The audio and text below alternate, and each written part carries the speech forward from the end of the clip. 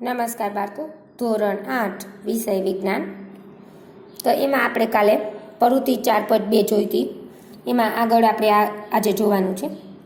કાલે આપણે આ કોષ્ટક જોયું હતું. આજે આગળ તમે અવલોકન કરશો કે લોખંડનો સળિયો, ખીલી અને તાંબાના તાર સુવાહક છે, જ્યારે સલ્ફરનો ટુકડો, કોલસાનો ટુકડો એ અવાહક છે. તો બાળકો, મેં કાલે કીધું હતું કે સુવાહક એટલે શું અને અવાહક એટલે શું. સુવાહક એટલે કે જેમાં વિદ્યુત ઉત્પન્ન થાય એને સુવાહક કહેવાય, અને જેમાં વિદ્યુત પસાર કે ઉત્પન્ન ન થતું હોય એને શું કહેવાય? અવાહક. તો કોલસો અને જે સલ્ફરનો ટુકડો છે એમાં વિદ્યુત પસાર થશે નહીં, એટલા માટે એ અવાહક છે. બાકી લોખંડની કોઈ પણ વસ્તુ લ્યો, એમાં વિદ્યુત પસાર થાય છે, એટલા માટે તે સુવાહક છે.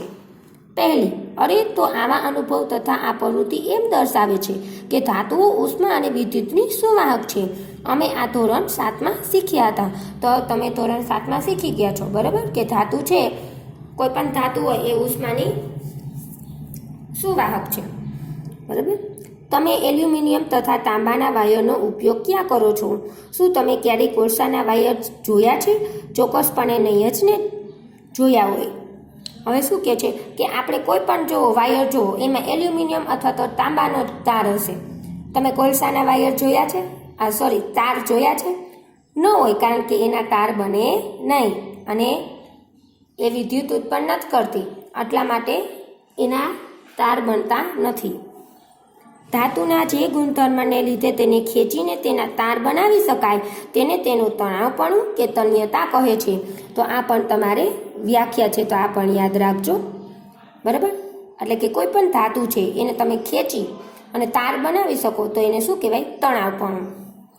શું તમે ક્યારેય લોખંડની તકતી કે પતરું, ધાતુનો સિક્કો અને કોલસાના ટુકડાના જમીન પર પડવાનો અવાજ સાંભળ્યો છે? જો ના, તો અત્યારે જ કોશિશ કરો.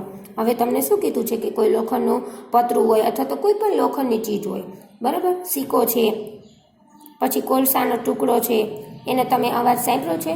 તો જુઓ, સિક્કો પડશે કે લોખંડની કોઈ પણ વસ્તુ પડશે એનો અવાજ આવશે, પણ કોલસાનો અવાજ આવે નહીં, એ તો ભૂકો થઈ જાય. તમે ઉત્પન્ન થયેલા અવાજમાં કોઈ ફેરફાર નોંધાયો? તમે ક્યારે મંદિરોમાં લાકડાના ઘંટ જોયા છે? તમે તે માટે કારણ જણાવી શકશો? હવે જો તમને શું કીધું છે કે મંદિરમાં ગયા છો, અહીંયા કે લાકડાના ઘંટ હોય?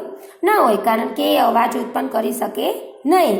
અહીંયા કેવા હોય? ધાતુના, એટલે કે લોખંડના હોય, કારણ કે એ અવાજ ઉત્પન્ન કરી શકે એટલા માટે. જે વસ્તુઓ ધાતુની બનેલી છે તેને જોરથી અથડાવતા તે રણકાન ઉત્પન્ન કરે છે.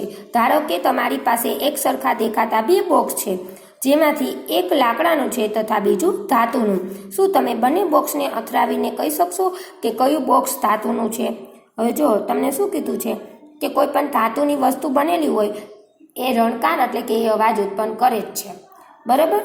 પણ એક સરખા કોઈ એવા બોક્સ લીધા છે અને એક લાકડાનું છે અને એક ધાતુનું છે.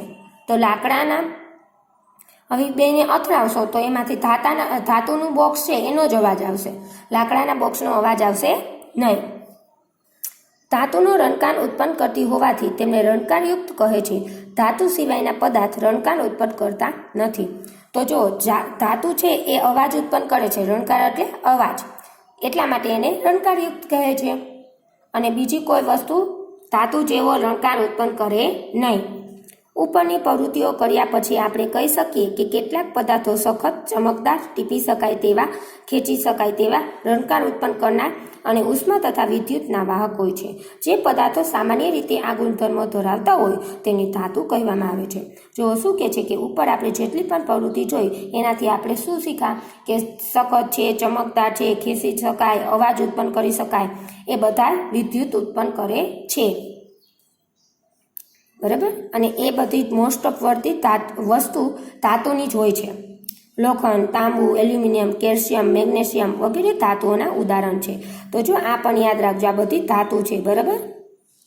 તેનાથી ઉલટું પદાર્થો જેવા કે કોલસો અને સલ્ફર નરમ તથા દેખાવે ઝાંખા હોય છે અને તેમને હથોડીથી ઠપકાવતા તેનો ભૂકો થાય છે. તેઓ રણકાર ઉત્પન્ન કરતા નથી અને ઉષ્મા તથા વિદ્યુતના અવાહક છે.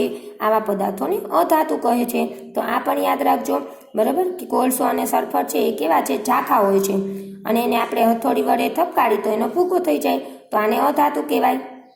સલ્ફર, કાર્બન, ઓક્સિજન, ફોસ્ફરસ આ બધાય અધાતુના ઉદાહરણો છે. સોડિયમ અને પોટેશિયમ જેવી ધાતુઓ નરમ તથા ચપ્પાથી કાપી શકાય તેવી હોય છે. પારો એકમાત્ર એવી ધાતુ છે કે જે ઓરડાના તાપમાને પ્રવાહી સ્વરૂપમાં મળી આવે છે અને આ તમામ અપવાદ છે. આ તમને સૂચના આપેલી છે.